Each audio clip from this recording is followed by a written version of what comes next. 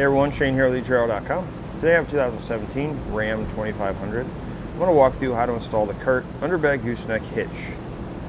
Adding a gooseneck hitch to your vehicle like this is going to allow you to pull gooseneck trailers. Maybe you have a camper, or maybe you're getting ready to buy a camper and you'd rather have a gooseneck over a fifth wheel. Having a gooseneck like this is going to leave your bed open, so you can still maintain the use of your bed when you're not hauling your trailer. Maybe you work on a construction site that has different gooseneck trailers that this gives you the option to be able to pull all of them. This is what it's going to look like on the inside the bed when it's installed. These are going to be your safety chain loops. They're going to be spring loaded, so when we're not using them, they're going to stay down on the bed. The hole here is going to come with a cap, again, so when we're not towing, you install the cap. It's going to keep dirt and debris from getting inside that hole, clogging it up, making it hard to insert the ball. When we're ready to tow, kit's going to come with a ball. Very easy to put in. It's going to have a little flip lever there. You'll notice here it's got a bearing on each side. When that lever is down, those bearings lock out. Pull it up, twist it, and it frees the bearings up. That's how it locks inside the hole. There's a groove down inside here, and when this sits down there and you lock it in place, the bearing actually sits inside of that groove to keep the ball or the ball from being able to be removed out of there without twisting the lock.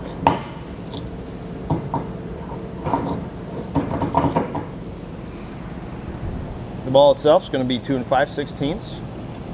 The hitch has a 30,000 pound towing capacity with a 7,500 pound vertical load limit.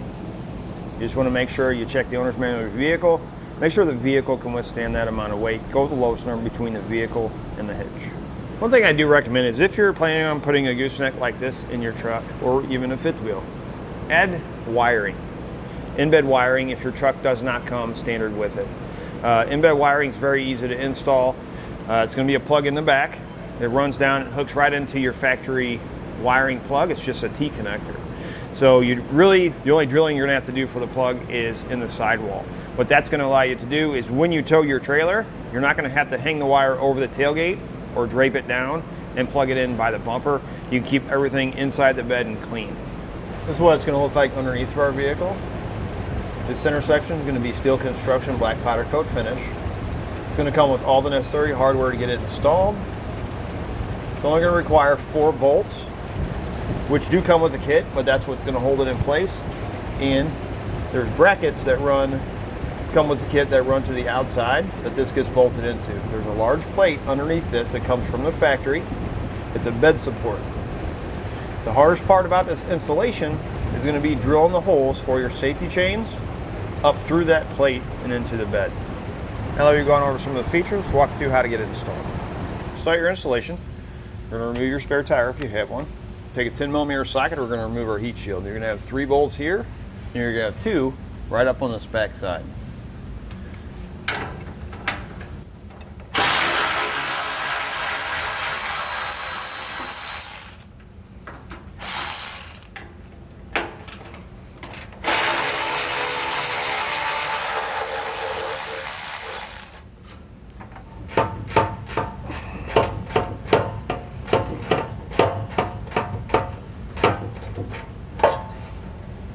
Then we need to remove our exhaust hanger. We're going to have one here, and we're going to have one up there about the middle, right here.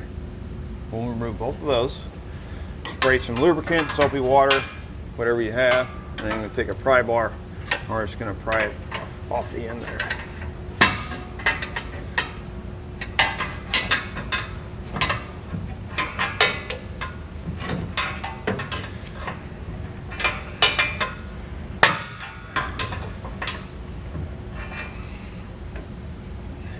Just in front of this front exhaust hanger, we're going to have a clamp here. We're going to take a 15mm socket. We're going to loosen this nut because we're going to be removing this back half of our exhaust pipe.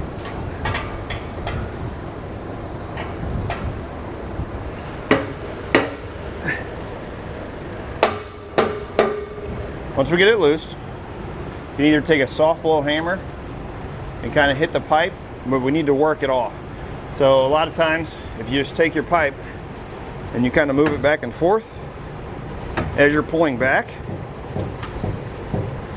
you can get it to slide out.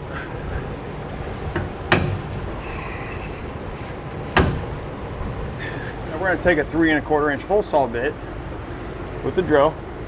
We're going to drill right up to the center here. All we're doing is we're going to take this and we want to go through. We don't want to drill from the bottom with this all the way up through the bed.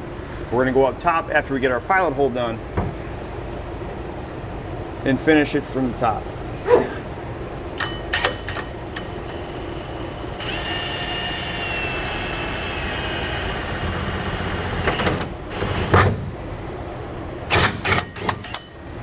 Up here on top, we'll finish out our hole.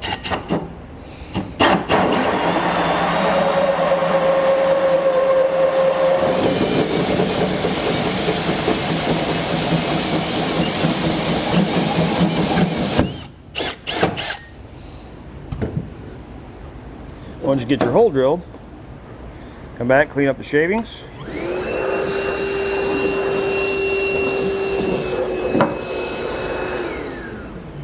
Come back, clean up any of the burrs that might be on there. Doesn't seem too bad, I went through pretty clean. And then you want to come back with some rust inhibitor, spray down that bare metal to prevent any rust later on. And we're going to come over to the passenger side and driver's side. You're going to have a plate that looks like this. You want to make sure that the nut side is facing up. We're going to slide it over our frame rail, and the bracket that we just went through to drill our hole, we're going to slide this on top, between that and the bed.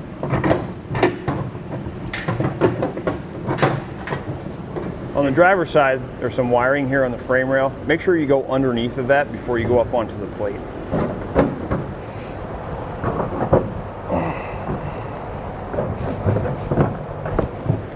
Those plates, we need to get them pushed in farther, but they're going to line up with these 2 holes, and then over on this side, these 2 holes. So once you work them in, you want to line up those holes on the plates with those. Now we can do this before you put the plates in or after, it really doesn't matter. What we're going to do is we're going to take the bolts that come in the kit, and we're going to kind of run them through the threads, because when they paint them, some of the paint can get on the threads, and you don't want them to cross thread. So we'll take a 15/16 socket, we're just going to slowly run them through the holes. What I suggest is putting all 4 bolts in. If you're doing it this way and you get them lined up, put all 4 bolts in. That way when you're running this one in, the plate doesn't spin on you.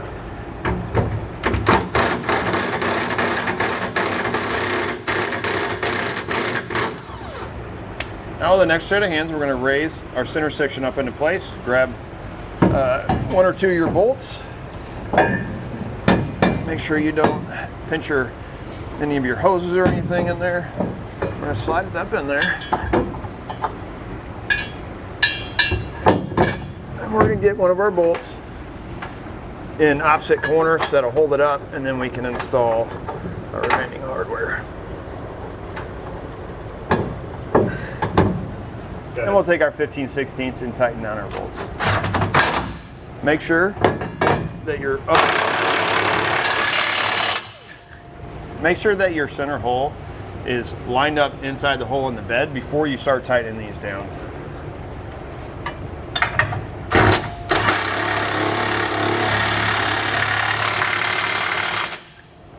We're going to come back and we're going to torque our hardware to the specifications and the instructions.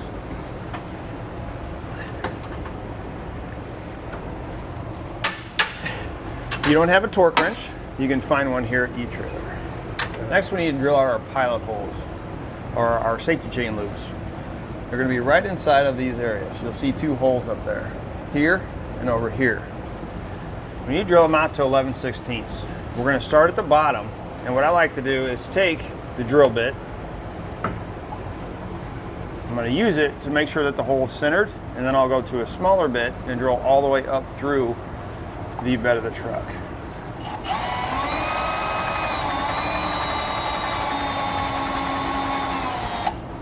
Once you get your holes drilled through the bed, the pilot holes from the bottom, the plate that's on the bottom, you're going to have to drill those out as well.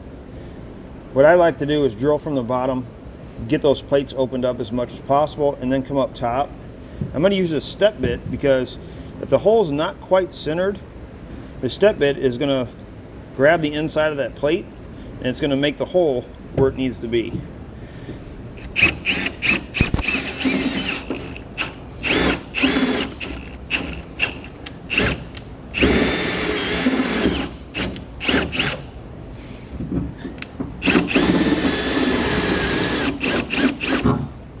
Once you get your holes drilled out, spray them down like you did the center hole.